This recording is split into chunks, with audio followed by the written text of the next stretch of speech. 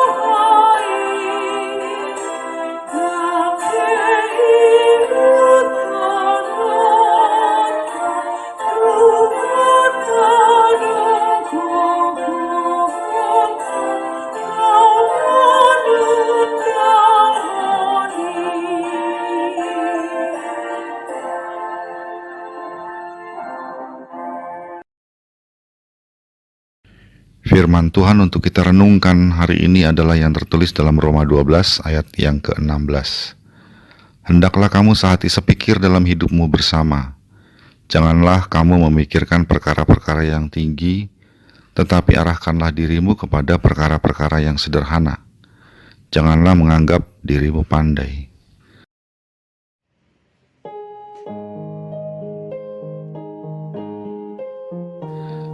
Pada tanggal 1 Juni yang lalu, Indonesia memperingati hari lahirnya Pancasila.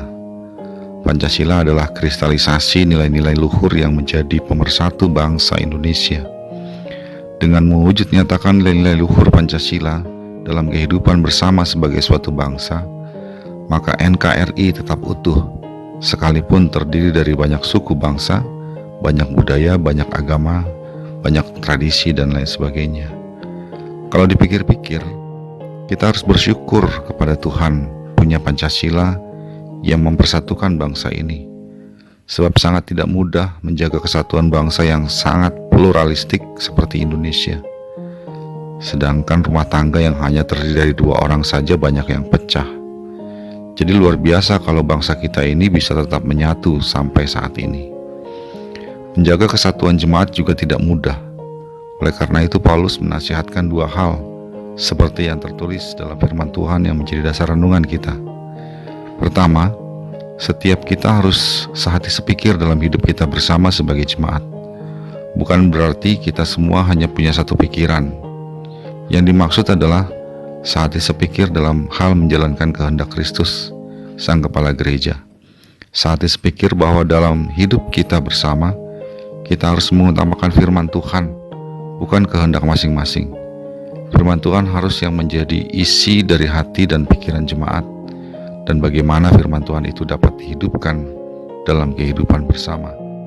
Kedua, janganlah tinggi hati yang dipikirkan, melainkan setiap orang harus merendahkan hatinya terhadap orang-orang yang sederhana. Di sini saya tidak menggunakan terjemahan bahasa Indonesia yang memang dirasa kurang tepat. Karena itu jangan ada orang yang berpikir dirinya lebih pandai daripada yang lain. Untuk menjaga kesatuan persekutuan, setiap anggota harus saling merendahkan hati, tidak boleh sombong, dan tidak boleh juga merasa diri paling pintar serta paling hebat. Yang besar harus menyetarakan dirinya dengan yang kecil. Yang pandai harus menerima dalam kesetaraan mereka yang kurang pandai. Yang kaya harus mengosongkan diri hingga menjadi setara dengan yang miskin. Dengan demikian kehidupan bersama dalam Kristus dapat terwujud. Sebab Kristus yang berasal dari yang maha tinggi merendahkan dirinya menjadi manusia yang maha hina. Sahabat Carpe Diem yang dikasihi Tuhan, perenungan firman Tuhan hari ini akhirnya menyatakan kepada kita bahwa seperti halnya Pancasila yang mempersatukan Indonesia, yang mempersatukan kita sebagai umat Allah adalah firman Allah itu sendiri. Setiap kita dengan sehati sepikir tunduk kepada otoritas firman. Dengan demikian kita bisa saling menerima, saling menghargai, saling menghormati. Tidak ada yang menonjolkan diri dan merasa paling hebat dan paling berjasa. Satu-satunya yang hebat dan berjasa adalah Kristus. Dia adalah Tuhan dan Dia berjasa menyelamatkan kita dari maut karena dosa. Dalam hidup kita bersama sebagai keluarga pun, firman Tuhan ini berlaku. Hendaklah dalam kehidupan bersama sebagai suami istri, kakak adik, mertua menantu dan lain-lain, akan tetap dalam keharmonisan ketika kita sehati sepikir untuk tunduk kepada otoritas firman Allah yang hidup itu. Kiranya Roh Kudus memampukan kita untuk hidup bersama sebagai persekutuan yang tunduk kepada firman Allah. Amin. Marilah kita berdoa. Ya Allah Bapa kami dalam Yesus Kristus, kasih-Mu dalam Kristus yang mempersatukan kami sebagai jemaat.